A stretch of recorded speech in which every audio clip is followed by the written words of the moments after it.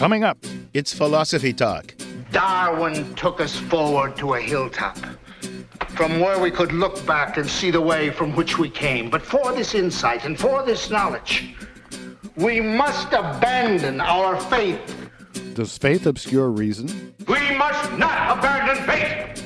Faith is the most important thing. Does reason obscure faith? Why do you deny the one faculty of man that raises him above the other creatures of the earth? The power of his brain to reason. Yes, I gotta have faith.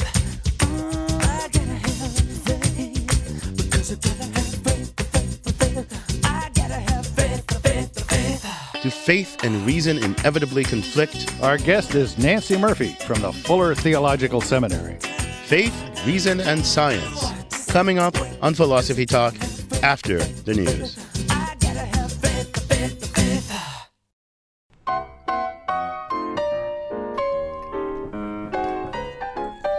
Welcome to Philosophy Talk, the program that questions everything. Except your intelligence. I'm John Perry. And I'm Ken Taylor. We're coming to you from the studios of KALW in San Francisco. Continuing conversations that began at Philosopher's Corner on the Stanford campus. Our topic today is a trinity: faith, reason, and science. Faith on the one hand, science on the other, reason charged with making up its mind between them, I guess. Science and religion have been in conflict over the centuries, Ken, but should they have been? Is conflict inevitable? Or is it inevitably based on misunderstanding? We'll tackle that question in three parts. First, we'll look at some moments of conflict between faith and science over the ages. Then we'll ask whether such conflicts are to be expected or whether there can be a reconciliation between faith and science. Finally, we'll consider what it all means for us in modern life and modern culture. John, we seem to be living in an age of conflict between science and religion. I mean, some religious organizations are fighting the way history and biology are taught in the public schools, while some prominent thinkers, scientists like Richard Dawkins or philosophers like Daniel Dennett, are writing scathing books against religion. I mean, Dawkins says that if you give a kid a religious upbringing, that's a form of child abuse. Now, given that science and religion give us conflicting theories of the similar phenomena in history or biology, isn't this sort of conflict inevitable and predictable? Well, Ken, I'm not so sure that it is. There's two sides. Some historians maintain that in the Middle Ages, if it weren't for the notion of God as a rational, all-powerful being that designed this whole place with mathematics and things like that, without those ideas, there never would have been modern science. Science owes its faith in an intelligible universe to religion.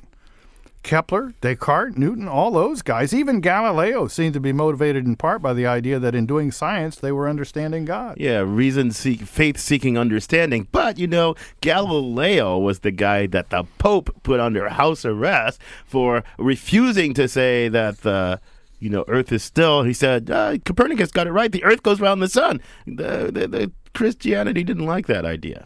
Well, there was definitely a conflict there, but what was it between? Was it really between science and religion, or was it between the Pope's sort of backward interpretation of religion and Galileo's more flexible interpretation? Well, I mean, if you were religious in those days, especially, you could be sympathetic with the Pope's understanding, even if you thought maybe the Pope went too far. I mean, the Bible makes it sound like the Earth is the center of things and that the sun moves across the sky and the stars move. There's nothing about the Earth rotating on its axis or orbiting about the sun, not in my Old Testament at least. The Pope thought that what Galileo said contradicted the revealed word of God as laid down in the Old Testament, and looking at it superficially, the Pope was right. Well, yeah, but let's not look at it superficially. I mean, there's lots of religious Christians and Jews and Muslims that take a less than literal interpretation of the Bible, particularly of the Old Testament. And the same with other religions in their ancient holy texts. I mean, the Old Testament is old, right? It was written for people who would have just been confused if you trotted out Newton's laws of motion or the Copernican theory. So, of course, it was written in terms that they could understand. So I don't think Galileo's example shows any inevitable conflict between science and a properly flexible religious perspective. Well, okay, let's move ahead a few centuries and take the theory of evolution. I mean, by now, the vast majority of scientists think that the theory of evolution is fundamental to biology, as fundamental as, the Earth moving and rotating is to astronomy. Nothing makes sense without it. But there are lots of religious people who say, oh my God, how could this be? It's so threatening. Well, it does seem to be harder for religion to absorb evolution, that is, at least for Christianity to absorb evolution, than it was for it to absorb Newton's physics or Galileo's astronomy. After all, evolution seems to have direct consequences for what it means to be human. The idea that we're all descended from monkeys, or I guess we have a common ancestor more accurately, has been a hard one for Christianity to swallow ever since Darwin came up with it. It certainly doesn't fit with the sequence of events in the creation story as outlined in the Old Testament, and it doesn't fit with the idea that humans, unique among animals, have immortal souls. Still, it doesn't contradict the idea that humans have souls or that there's a God that could have, intervened in the process of evolution to give them souls. And there are forms of religion, even forms of Christianity, Ken, that don't insist on immortal, immaterial souls. In some ways it was easier, I think, for Kepler, Newton, and Galileo to reconcile faith and religion, because science and religion, because religion suffused the whole air that they breathe, and science was kind of a new kid on the block. These days, these more secular times, I think it's a bit harder. But there are scientists who have made incredible discoveries, first-rank scientists who still maintain a deep and abiding faith. And our roving philosophical reporter, Polly Stryker, talked with one of the most eminent of these. She files this report. Charles Townes won the Nobel Prize in 1964 for inventing the laser and its precursor, the maser. But he also won the Templeton Prize for his thinking on the compatibility of religion and science. The two prizes reflect the man. The UC Berkeley physics professor believes in God. Well, people, particularly in the past, have thought they found conflicts between science and religion. That's never troubled me. I have never seen there's any strong conflicts between the two. Science is an attempt to understand how our universe works. Religion is an attempt to understand the purpose and the meaning of the universe, including human life. Well, now, if there's a purpose and a meaning, that must have something to do with how it works, and vice versa. So the two can add to each other. Wait a minute. What about godless Richard Dawkins? Doesn't he embody the modern scientist? I would say Dawkins is a kind of a fundamentalist scientist. Just the way fundamentalist religious people think they know exactly what's right and nothing else is right. And I would say we must be open-minded. And most scientists are. And they believe, yes, there may be a spiritual world. Could it be that some parts of physics, like all those dimensions we read about, might involve a bit of a leap of faith? Science is based on faith. People in science don't often recognize that clearly, but clearly it's based on faith. We make certain assumptions. You can never prove that your assumptions are correct. It's a matter of faith. And so science and religion both involve faith. And in some cases we have just fantastic faith about imagining what science may be telling us. Still, it's not easy for everyone to reconcile science and religion. Take the Big Bang, for example. Well, the Big Bang, in a way, was upsetting to scientists. Many scientists thought the universe has to always be here. There couldn't have been a beginning, whereas religion says, yes, there was a beginning. It was created. Well, now science has shown there was a beginning. That's again a way that science is shedding some light on religion. Yes, there was a beginning of this universe. How and why did it start? We don't know. Townes says there isn't an inherent conflict between science and religion, even if the scientific world tries to prove or disprove the existence of God. I think it's quite okay to try to understand and prove or disprove, see what evidence there is for the existence of a spiritual being. I think that's very appropriate for us to try to understand as well as we can, just as we try to understand science. Now again, let me say, we never prove anything completely. We never disprove anything completely. At 92 years of age, Townes is still trying to find answers to the mysteries of the universe. Well, I'm doing astrophysics now, and I find some stars change in size. They swell up and decrease in size, about 30% in a year's time. Isn't it irrational to believe in both astrophysics and in God? No, I don't think it's irrational to believe in the God, just like it's not irrational to believe in science. I spoke to Townes on a Monday. Did he go to church the day before? No, I didn't go to church. I took a hike out in the woods and saw a lot of the wonderful universe that means a lot to me religiously. From the intersection of faith and science, I'm Polly Stryker. I'm John Perry. With me is Ken Taylor. Our guest today is Nancey Murphy. She's professor of philosophy at the Fuller Theological Seminary. She's co-author most recently of Did My Neurons Make Me Do It? Philosophical and Neurobiological Perspectives on Moral Responsibility and Free Will. Nancey, welcome to Philosophy Talk. Thank you. Delighted to join you. Nancey, welcome to Philosophy Talk. You know, you're unusual in at least two ways. Like Ken and I, you're a philosopher. But unlike us, you're in a theological seminary, unusual even for philosophers. Tell us briefly about how you ended up on these paths. It's a bit of an ironic story. I went to UC Berkeley to study philosophy of science and decided that I wanted to make a career change for two reasons. One is that I encountered well thought out atheism for the first time in my life at Berkeley. And that raised the question for me as to whether it's possible to be a rational, philosophical person and also believe all of these things that I'd been taught as a Christian all of my life. So that became a much more existentially challenging issue than the rationality of science, which is what I'd been working on. But I also thought it would be good to get out of philosophy of science because, not being a scientist myself, I thought I'm always going to have to be talking about the science secondhand, and I didn't want to be in that kind of precarious position. But I went to the Graduate Theological Union, which is just across the street from Berkeley, to pursue a doctorate in theology. Some people noticed that I had some expertise in scientific methodology and then theological methodology, and I began to get invitations to participate in conferences on the relationship between theology and science. Wow. And one thing led to another, and pretty soon I was doing that with a very large percentage of my professional time. Well, Nancey, so it's great that you've done that because, you know, I tell our undergraduate philosophy majors that philosophers can do anything. They can be lawyers, they can be doctors, they can be merchants, they can be thieves, and I'm going to add theologians to that, too. Yes. But let's go back to that question that bothered you at Berkeley. Now, Professor Towns has just told us that we can believe in up-to-date modern astrophysics and still be religious, and that's just cool. But how about evolution? I mean, how about doesn't evolution tell us that humans are rational because they've got brains that evolved from slime over centuries in complicated ways that are all made up of neurons and synapses and stuff like that? And doesn't Christianity tell us that we're rational because God gave us an immortal soul that's immaterial and doesn't have anything to do with neurons except maybe some correlation? I mean, how do you reconcile those? Yeah, one is right. The science and the dualism of Christianity is wrong. I agree. Actually, Well, let's move on to the next one. Go ahead. Beginning at least 100 years ago, biblical scholars and critical church historians started asking the question of whether body-soul dualism was part of original Jewish and Christian teaching. And there's almost 100% consensus right now that the Hebrew scriptures are not dualistic. It's based on bad translations.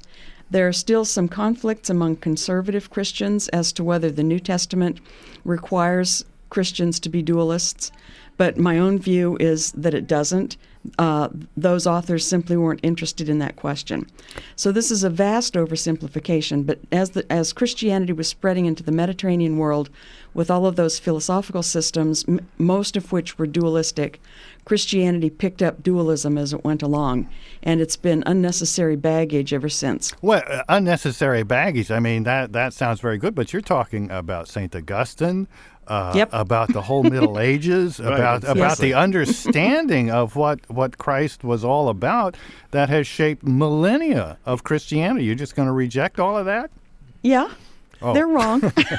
Well, that's really interesting. I mean, it's it's not. Maybe it's not there in the Bible, but the Catholic Church says the content of revolution is given by the Bible. Revelation is given by the Bible plus tradition, right? Because the Bible on its own needs lots and lots of interpreting. And Ken went to Notre Dame, so his views about this are somewhat revealed. Yeah. So I mean, what do you think about that? Are you just rejecting the whole tradition, Christian Catholic tradition of interpreting? Well, I think it's possible some of them were wrong. I don't hold to the inerrancy of the Catholic Church. I used to be Catholic myself, but I've since switched to a sort of primitive Baptist sort of religion that puts much more stock in trying to get clear on what the New Testament was teaching. And if we find discrepancies between New Testament teaching and later church pronouncements, the New Testament ought to win out. We're going to take you up on that a bit and explore this a little bit more after a break. You're listening to Philosophy Talk. Today we're discussing faith, reason, and science, that Holy Trinity, with Nancey Murphy from the Fuller Theological Seminary. We're talking about conflicts between science and religion, apparent or real. Do you think religious belief can accommodate the scientific worldview? Do you think that religion and science simply deal with different spheres, so there's really no conflict? Or do you think there is a conflict? So one side's right, the other's wrong. Join us by calling toll-free 1-800-525-9917. That's 1-800-525-9917. Faith, reason, and the space between them, plus your calls and emails when Philosophy Talk continues. That you lie straight-faced while I cry. Still I look to find a reason to believe.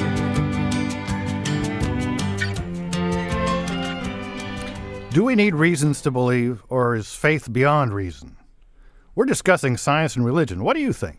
Can a dedicated scientist be a devout Christian, or a Muslim, or a Jew, or a Buddhist, or a Unitarian? I'm John Perry. And I'm Ken Taylor. Tell us your thoughts. The toll-free number, 1-800-525-9917. That's 1-800-525-9917. Or you can email us comments at philosophytalk.org. Our guest is Nancey Murphy from the Fuller Theological Seminary. Nancy, you were saying some interesting things about how you reconcile science and religion, and it struck me that you kind of concede in some way the primacy of science. You know, you say, well, if the theory of evolution and neuroscience tell us we don't have immaterial cells, then I've better find a way of reading my religious documents that are consistent with that.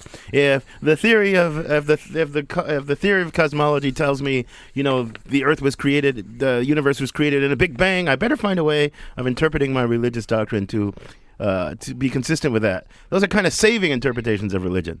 Desperate, somebody might say, saving interpretations.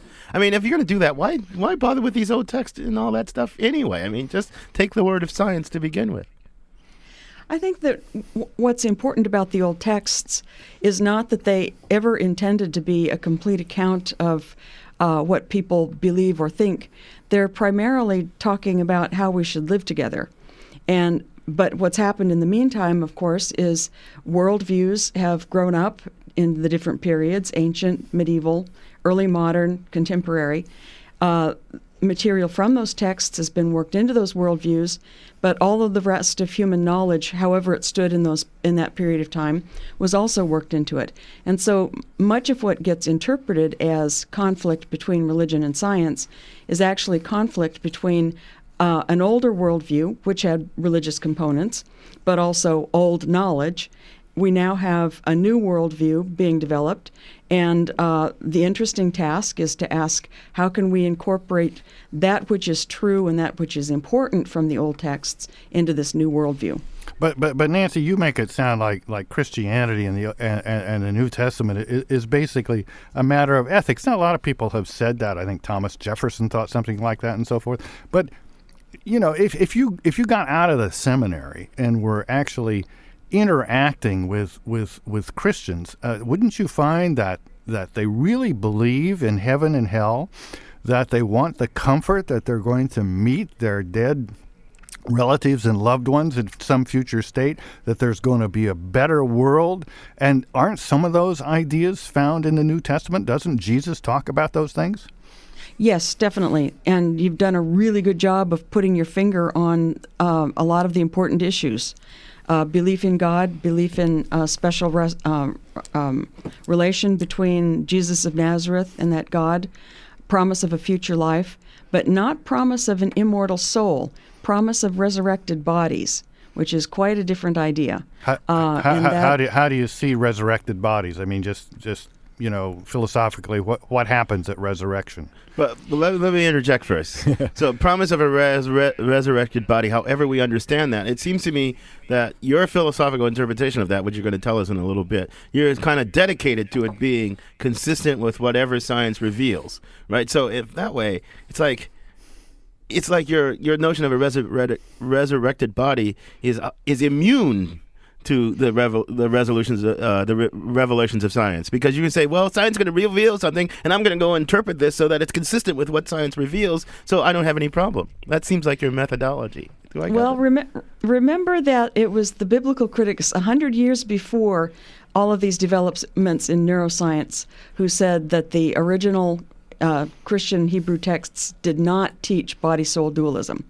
And so it's not that Christians are backing away from dualism because of science. We backed away from dualism because of better readings of our own texts.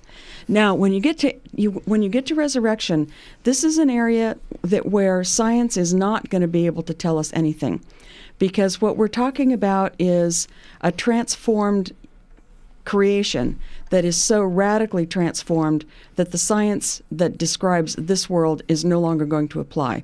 And so all we know about resurrection comes from the various and conflicting pictures of what Jesus was like after his resurrection. It's intentional that those pictures conflict, because there is no literal way to describe what a resurrected person is going to be like. Okay, Nancey, so that's very helpful. So it would be wrong to look at your Christianity as just a slight gloss on science with some ethical principles. There really is a part of it that says there's a lot to the world that science doesn't tell us about. Exactly. Okay. You're listening to Philosophy Talk. We're discussing the unholy trinity of faith, reason, and science. Well, part holy, part unholy. You can join this conversation by calling 1-800-525-9917 or email us at comment@philosophytalk.org. And we have James in San Francisco on the line. Welcome to Philosophy Talk, James. My question is this. You're focusing more on Christianity than you are world religions. Is Christianity the only religion that you have contrast with faith in your science? I'd like to hear more discussion with other world religions other than Christianity. Okay. Nancey, what do you think about that? Well, you would have to get somebody who knows a lot more than I do in order to have that kind of conversation. There are such radical differences between the religions, and I would even have to know a lot more about the variations within each of those religions in order to be able to say anything intelligent. I can say maybe 2 or 3 intelligent, informed sentences about Judaism, and maybe 1 or 2 intelligent and informed sentences about Islam, but I can't go any farther. Well, I just want to say a little bit that I once had a very interesting conversation with the Dalai Lama about somewhat similar things, and the whole idea of reincarnation in Tibetan Buddhism. And he, in a way, sounded very much like you. He thought there was a take on the whole thing that involved certain dimensions of physical reality that science, at least Western science, hadn't yet told us about, but in the end wasn't in conflict with it. So I think all three of us, I think, are none of us are scholars about world religions, but I think in all of them there's a similar distinction between ways of interpreting them that are in conflict with science and ways of interpreting them that aren't. So I think that's right. And we've done a show on Zen, and we're going to do a show on Islamic religion and philosophy. We did a show on Judaism and Jewish philosophy, and you should consult that for some of that. But one thing that some people say, Nancey, against religion is they point to the diversity of religions. They point to all this stuff, and they think there's no way to settle any dispute between these different competing religions except by appeal to faith. It's outside of religion, outside of reason. So all these faith disputes are beyond reason, and that's kind of an argument against taking them seriously in some people's view. What do you think about that? Well, I have 2 things to say. One very interesting development in science is the cognitive science of religion. And if people like Pascal Boyer and his colleagues are correct, he can explain why certain types of religious ideas would arise naturally, given the way human brains have evolved to work. And that provides a very nice interpretation of a lot of the multiplicity. But you're right. If there were no way to settle the disagreements, then the whole theological enterprise would be incredibly boring. But I personally believe that it's possible for human beings, if they're willing to be quiet and to listen, to actually receive communication from God. We need to do that in communities because we're so prone to self-delusion.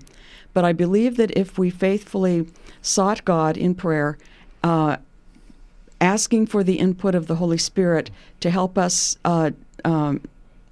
distinguish between correct and incorrect teachings, I believe there would be a possibility of convergence among these various religions toward some shared truths. Let's see what some more of our callers think. Michael in San Pablo's on the line. Welcome to Philosophy Talk, Michael. Hi, thanks for your show. I love it. Well, we love you too. And so what's your comment or question? Here goes. Yes. A couple things. First, science has its limitations. If you go back 200 years and we were doing the same conversation based on the all-knowing science and religion and its faith, we would have a version of science which had really little grip on what we currently know. And much of what was, so to speak, fact would be just hogwash. So too, 200 years from now, most of what, or much of what we regard as just the way in science is going to get rethought if you follow the pattern of history, pretty certainly rethought. So before we make a god or a dogma or a faith of science, we might consider its history, even with its reproducibility factor. When we thought the world was flat, we had all this reproducible evidence. People who went too far to see always didn't return. But Michael, you're making a very good point, but I don't see why it's not a point in favor of science, because one of the things that science says is through the methods of scientific inquiry, what we are going to do is revise and overthrow and ever shape our beliefs, not by stuff we antecedently believe, but by how the world is. It's hard to do that. It's hard to shape your beliefs by how the world is. You often get it wrong, but there's a truth out there that we're dedicated to discovering and revising our beliefs in the light of that. And that's what the scientific method is all about. It's all about the overthrow of dogma and received wisdom and old archaic formations. So why isn't that in favor of science? But this is exactly the distinction. The inquiry process, you named three things: science, religion, and faith. Faith. What was it? Faith, science, and reason. The faith part is on one side. You could have faith in science, and you were really putting science in the faith category. What you just described is the ongoing inquiry. In fact, it's the antithesis of faith. It's doubt. And in fact, science might be kind of a religion of doubt. I will continue to ask rather than believe even the most compelling evidence. Yeah, but I mean, you got to distinguish between faith and what. Now, as I understand Nancey's view, and I'll shut up in a minute and let her expand on it. There's a matter of faith in particular details, and the understanding of Christianity that Nancey's advocating doesn't seem to be that. And then there's a faith in general principles. Science has a faith that the universe is going to make mathematical sense. Maybe Nancey has the faith that the universe is going to make some kind of moral sense. Why is one more rational than the other? We'll let Nancey talk now. Nancey, what do you think? Well, part of the answer is just practical. We simply can't suspend our belief in whatever seems to be correct to us now. It's wise in any sphere of knowledge to say, certainly what I believe now isn't perfect. Certainly I should expect to be changes. I should expect to know things, more things, and to understand things better in the future. And future generations ought to understand things yet better than we do now.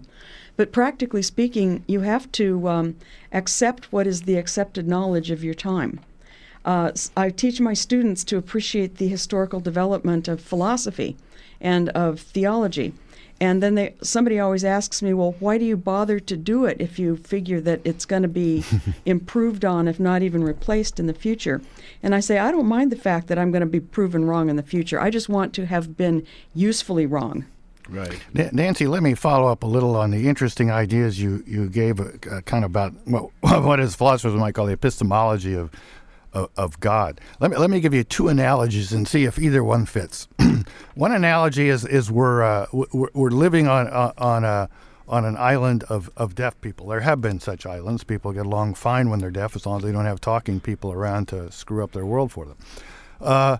But maybe it turns out that we do have a little bit of sense of hearing, and the ones who are calm and sit down and listen carefully on quiet days can hear things and make sense out of them.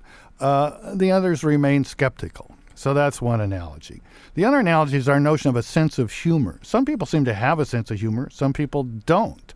Some people just get it. Some people don't. You can imagine the ones who don't saying, look, I've done a lot of experiments and I've dissected a lot of things, and I see what happens when you laugh. There's just this physical process and there's this input and some neurons go off, and then you laugh and you're just trying to give it a meaning that it doesn't have. And those of us who have a sense of humor would say, no, you just missed the point. Now, are either of those analogies helpful to your picture of how some people are able to know about God? I think, well, since I'm a physicalist, clearly if God is having any effect on us, God is having an effect on our brains. And I would not be at all surprised to find out that some people's brains have the capacity to receive these subtle impulses, the still small voices, etc., and others don't. But I don't think that that's terribly problematic because we're supposed to be working on these issues in community rather than as individuals. The lack of sense of humor, I have a harder time drawing an analogy there.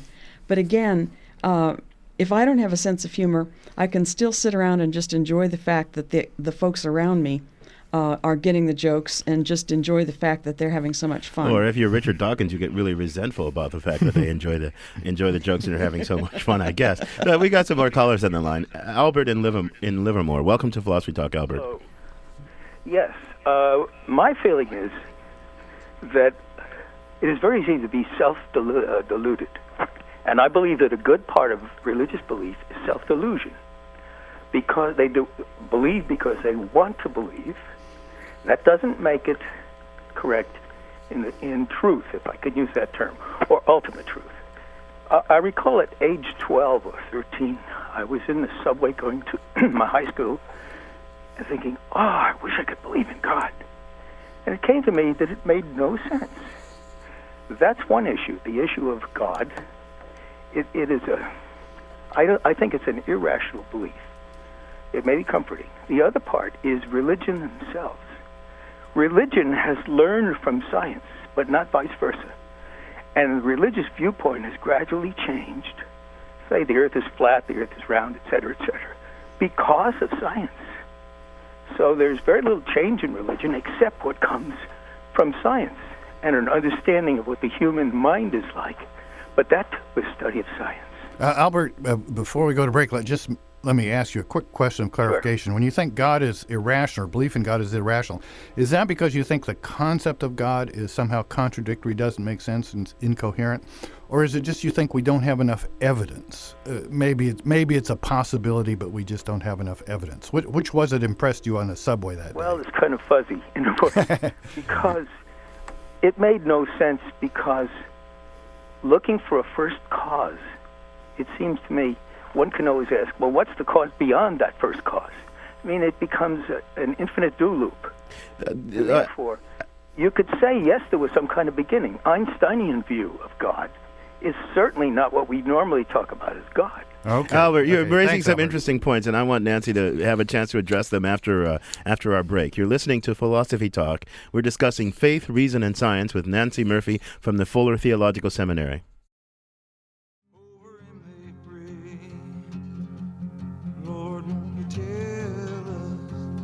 Tell us, what does it mean?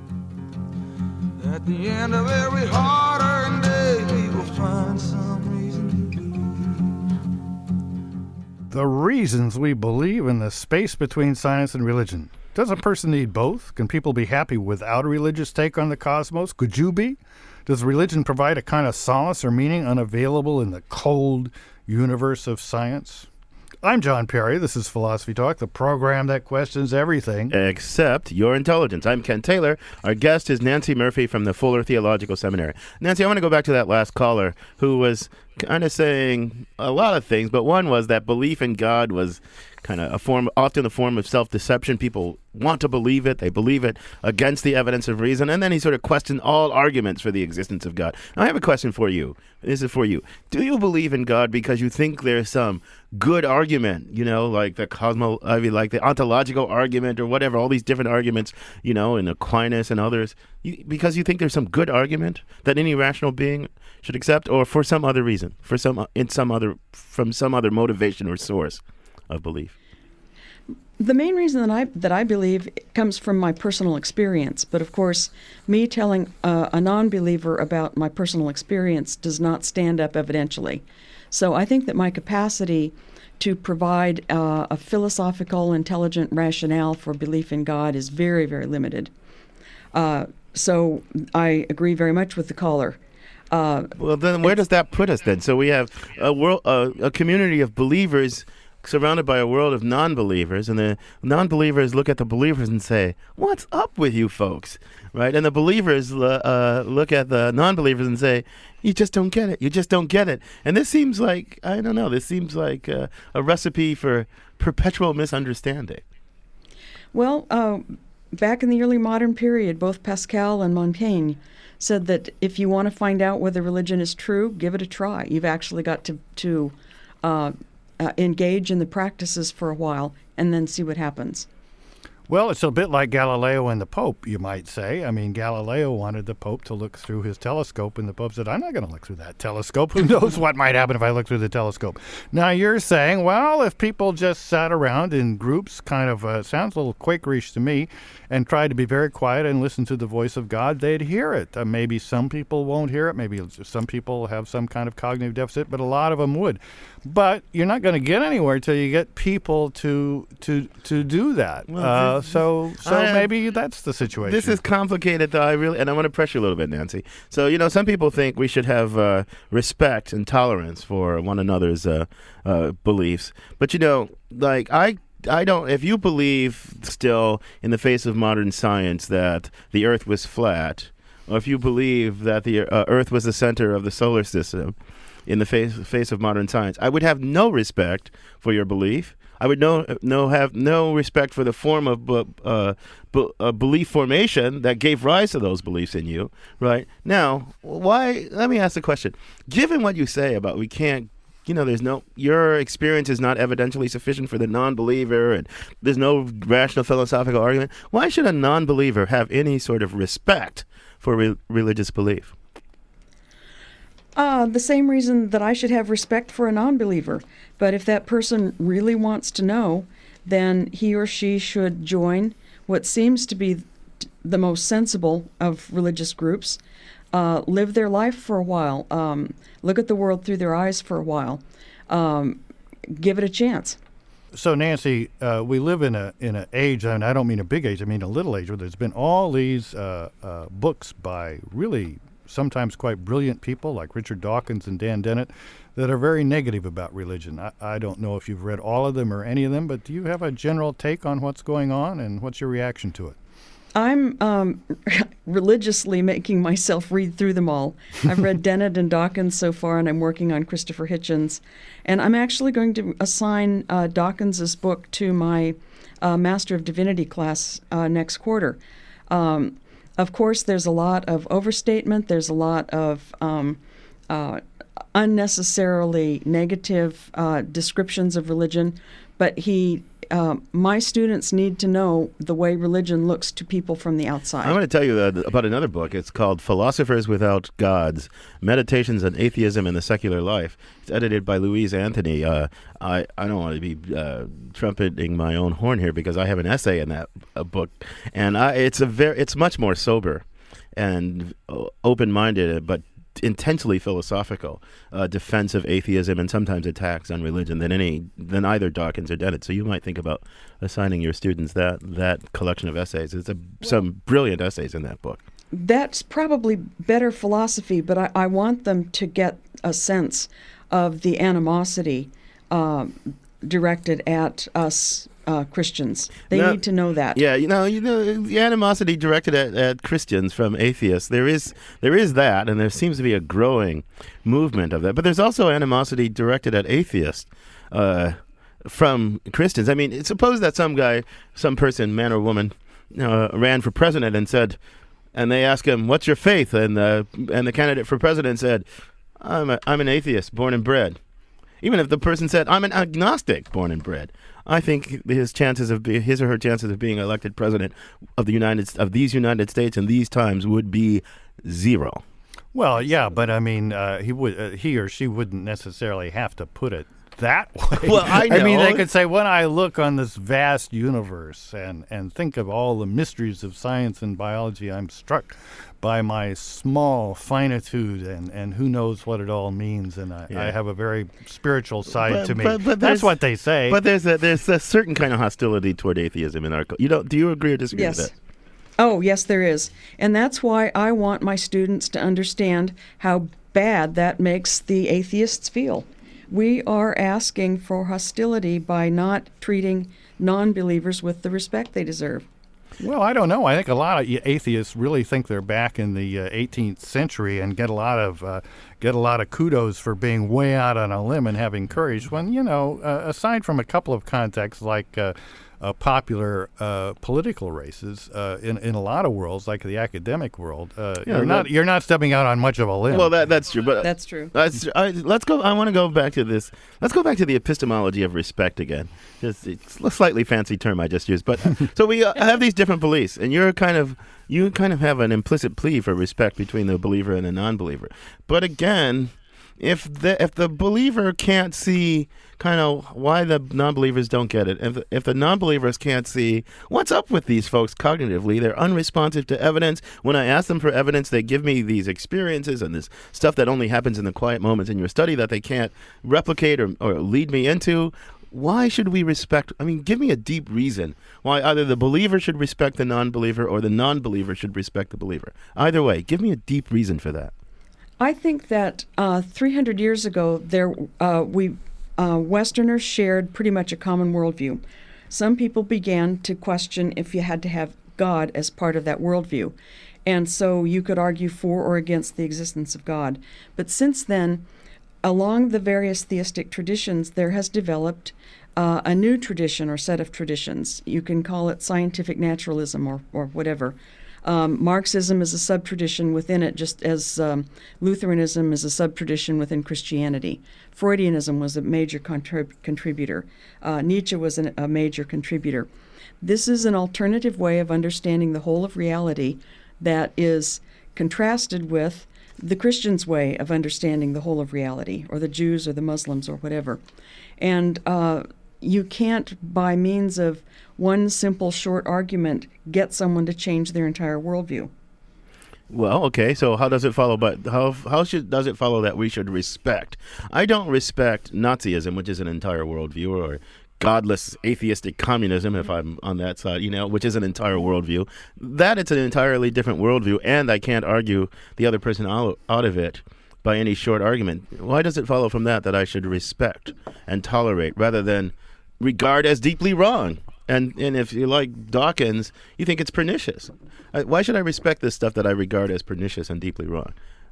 Well, those are two really different questions. I agree. If something is pernicious, it should not be respected. It should be argued against, controlled by whatever means are not as pernicious as the perniciousness that you're trying to wipe out. Yeah. If it's a matter of genuine intellectual disagreement, conversation is the way to go. I had a wonderful discussion with Richard Dawkins over breakfast. We reached an impasse. But I intend to keep looking at his argument against the existence of God until I think I can write him a response that will make sense to him as to why it's unacceptable. I agree with you that conversation is the way to go. I mean, don't you think conversation is the way? Yeah. I mean, we should have Habermas on to talk about the importance of conversation and respect. And I can respect a view like Nancey's that finds the world meaningful, that has a sense that you can be quiet and learn things from God. I can't quite bring my mind around to that, but I can certainly respect it, and that's far different from respecting people that want to ban the teaching of evolution in right. schools. Nancey, on that note of mutual respect, we're going to have to thank you for joining us.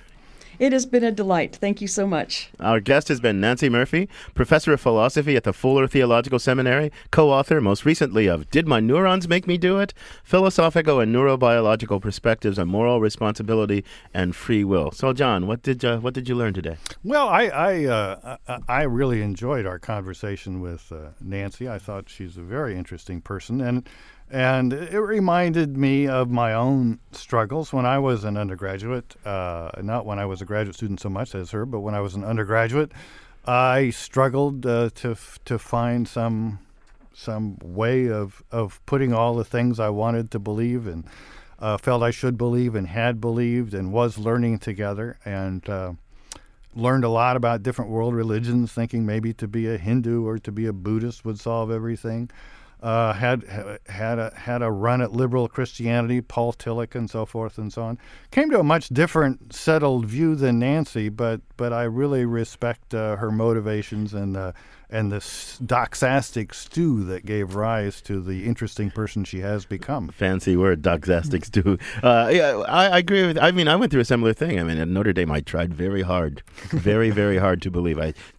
And not just trying to convince myself by argument, but listening in quiet moments. You know, I tried that a lot, and it led to the complicated stew of beliefs and attitudes I have toward religion now, which are highly complicated.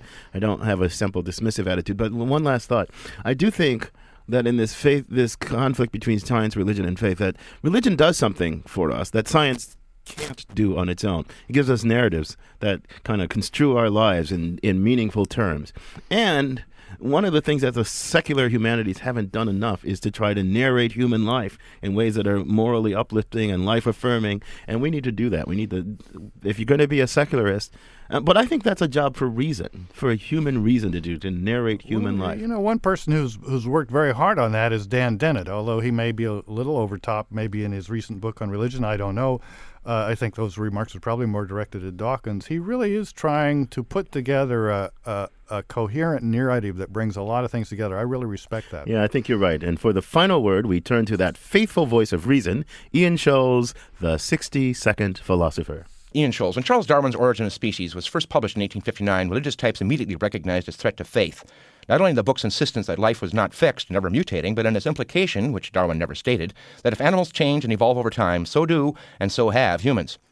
Darwin formed much of what came to be his theory from the observations he made during his famous 5-year voyage on the Beagle. Darwin's memoir of that voyage became a bestseller. Between the publication of that book and Origin, more than 20 years passed. What took so long? Well, Darwin was a sick man for most of his adult life. The nature of his illness has been a matter of conjecture, ranging from Chagas disease to lactose intolerance to plain old hypochondria. Most theories suggest that it was a combination of physical and psychosomatic disorders. His symptoms included flatulence, diarrhea, rashes, vomiting, dizziness, heart palpitations, and, most telling, an intolerance for the weight of books. Whenever he read a book, he first had to rip it up in sections to make it light enough for him to read, which leads to my personal hunch that it took him so long to write Origin because it was too darn heavy for him. He knew its ripples would create a tsunami. He didn't want to deal with it. He spent those years painstakingly gathering evidence, working only 4 hours a day. He worked in secret, sending his notes only to a few close friends. He procrastinated. It wasn't until a man named Alfred Russel Wallace published a paper on the introduction of species that Darwin was finally forced to finish his book. According to anti-Darwinist Andrew J. Bradbury, quote, illness provided a mighty shield behind which Darwin could hide rather than having to enter the public forum to argue for his ideas, unquote. When the book was finally published and was attacked, Darwin did not defend it, but watched from the sidelines as his defenders, among them T.H. Huxley, nicknamed Darwin's Bulldog, went after the attackers for him. It seems that Darwin was a good husband, though his devout wife Emma was frequently dismayed by his theories, and loving father, but was he a secret atheist, as many critics have surmised? Darwin was cagey about his religious beliefs. At an after-dinner conversation, he once asked guests why they called themselves atheists. He preferred the word agnostic, a term coined by his friend T.H. Huxley. A guest replied that agnostic was but atheist writ respectable, and atheist was only agnostic writ aggressive. Darwin responded, why should you be so aggressive? Perhaps Darwin was what we might call today passive-aggressive. In his autobiography, however, we do find these strong words, quote, we overlook the probability of the constant inculcation and belief in God on the minds of children producing so strong an effect on their brains not yet fully developed that it would be as difficult for them to throw off their belief in God as for a monkey to throw off its instinctive fear and hatred of a snake, unquote. After his death in 1892, his widow Emma and son Arthur had those words removed from the first edition of the autobiography, but they were finally restored in the 1958 edition, which may indicate that books, like Species, can change over time. I gotta go.